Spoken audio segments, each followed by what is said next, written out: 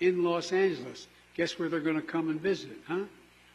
It means with high-speed rail, Las Vegas can host more than some of the hundreds of thousands of visitors and athletes who are expecting from around the world. And here's the best part.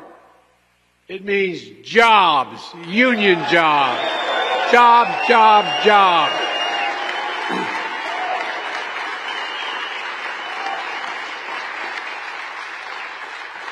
I'm a big environmentalist. Says, why am I always talking about the environment? When I think environment, I think jobs.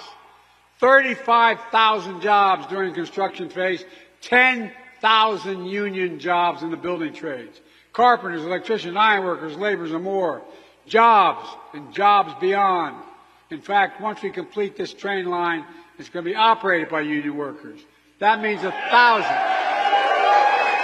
That means 1,000 new jobs for track and signal workers, onboard workers, shopcraft workers, everyone who works on the rail.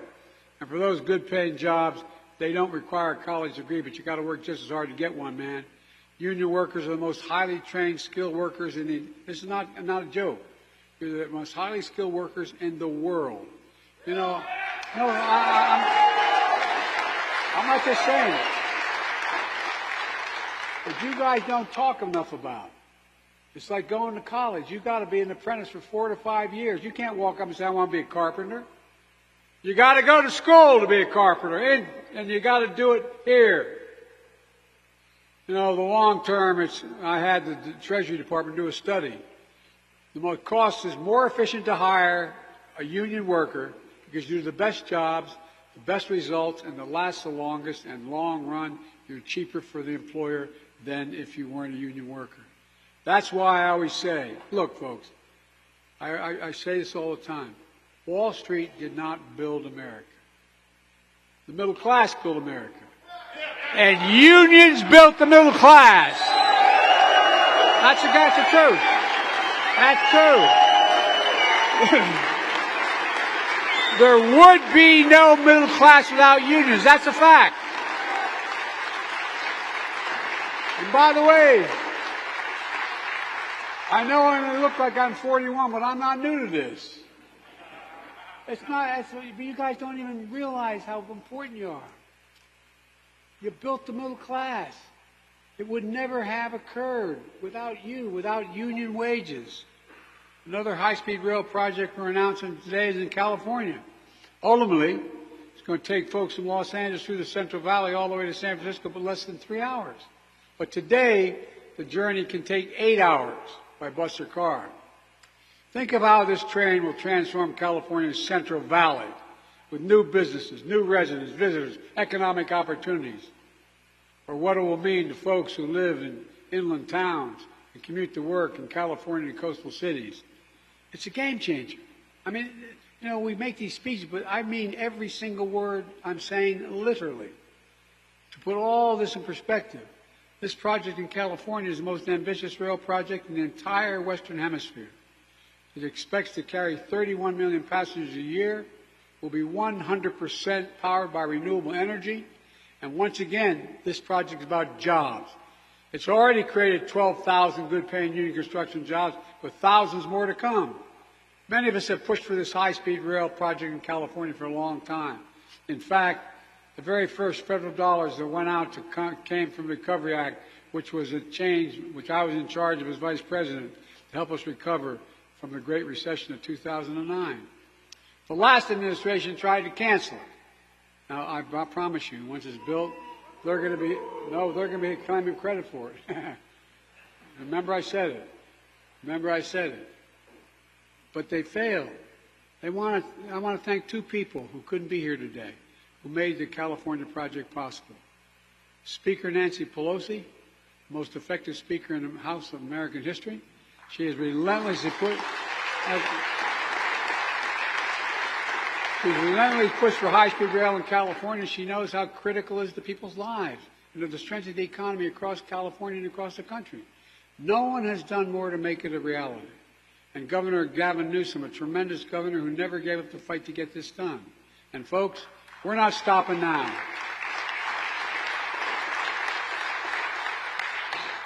I know we're here about this project, but these projects are joined by others across the country. I made sure we had just not these two. North Carolina, Virginia, Illinois, Pennsylvania, improving rail service in Montana, Maine, New Hampshire, all the way to the Alaskan Railroad. We're supporting 69 rail projects still in the early stages across 44 states. On top of that, we're investing $9 billion to replace over 1,000 Amtrak engines and cars across the country with scale-of-the-art equipment made in America by American workers. Made in America by American workers. And add it all up, we're making the biggest investment in history for passenger rail since literally the creation of Amtrak a half a century ago. All told, thanks to the bipartisan infrastructure law, over 40,000 infrastructure projects are announced across America.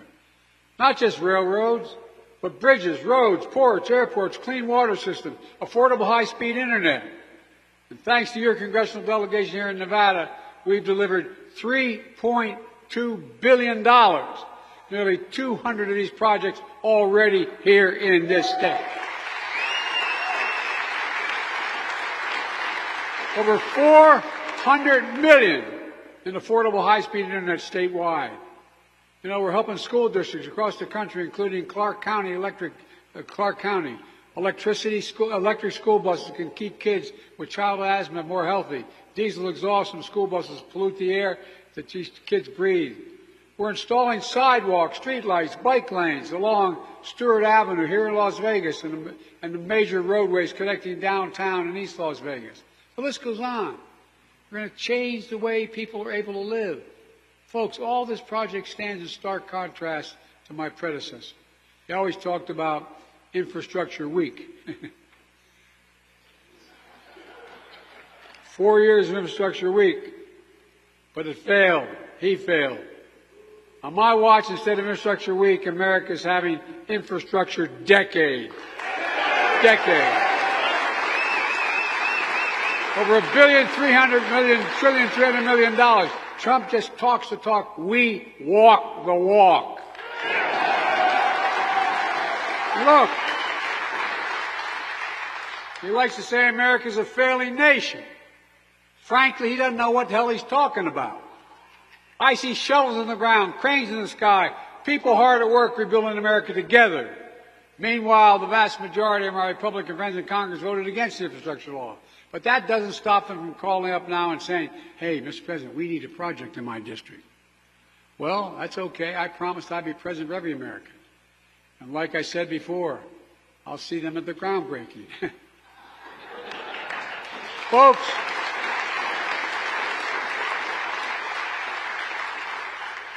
I shouldn't be so flip, but I made a commitment, and this is God's truth.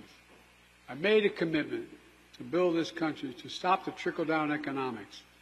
My dad was a hard-working guy, busted his neck. Not a whole lot trickled down on our kitchen table. Not a whole lot trickled down. My dad used to say, a job is worth a lot more than a paycheck, Joey. It's about your dignity. It's about respect. It's about being able to look your kid in the eye and say, honey, it's going to be okay. It's going to be okay. Well, I decided we're going to build the economy a different way. Not a joke. Back when it really was burgeoning after the 30s. To build an economy from the middle out and the bottom up. That way the poor have a shot, the middle class do well, and the wealthy still do well. Matter of fact, they should be paying a hell of a lot more taxes. That's another issue. But to invest in ourselves again, in all Americans. They started off making fun of it, calling it Bidenomics. Well, guess what? It is Bidenomics. We have a lot more to do to put our plan that's already paying off. This morning, we learned that the economy added 199,000 jobs again this month. Solid, steady job growth. Like that, we call a sweet spot that's needed for stable growth and lower inflation, not encouraging the Fed to raise interest rates. All told, we've created 14 million jobs since he took office, more than any president has created in all 4 years of a term. Wages are up more than inflation. The economy grew by 5% this last quarter. Today, the supply chains are strong, but we have more to do to bring down inflation beyond to 2/3, we brought it down. America's had the strongest growth and now is the lowest inflation of any major economy in the world, but there's more to do. We know the prices are still too high for too many things. That's why I'm fighting to lower the cost for prescription drugs. Guess what? Insulin, $400 a month for people. Guess what it is now? $35. $35. And by the way, by 2025, no matter what your prescription drug costs are, and some cancer drugs are $4, $5, $10, as much as $13,000. Nobody, as a senior, will have to pay more than $2,000 a month, period. Period. Bringing down health insurance and utility bills. That's why I'm fighting to eliminate the hidden junk fees the banks and airlines and other companies do to rip off consumers.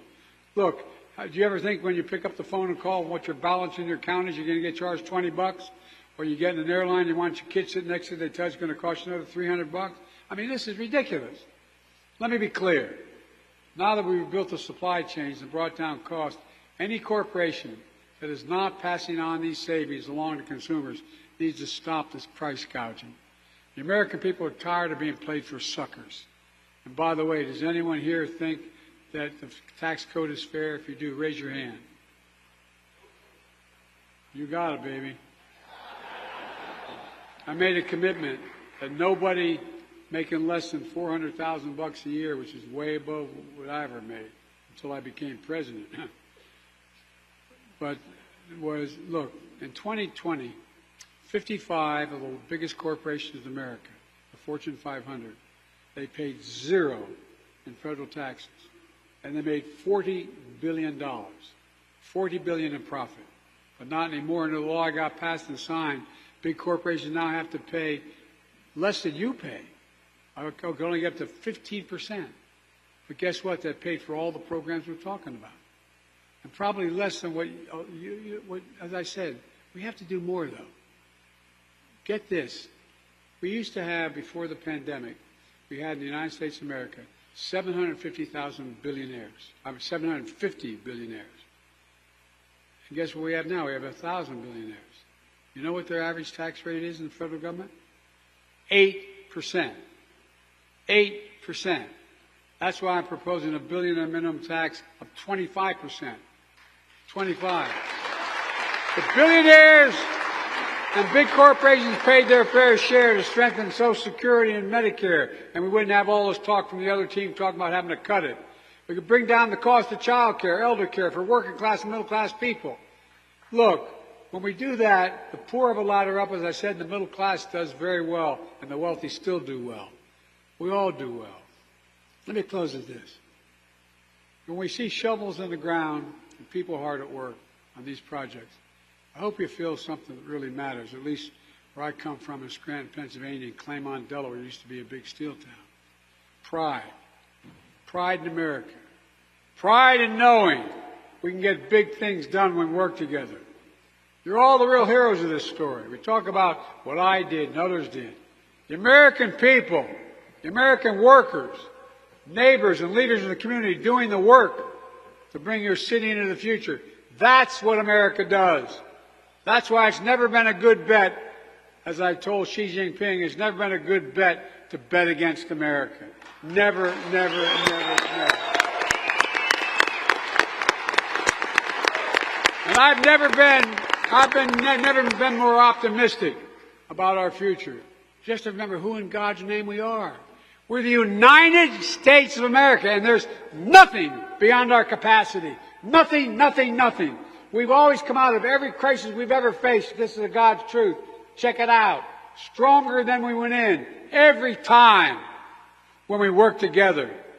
God bless you all, and may God protect our troops. Let's get this done.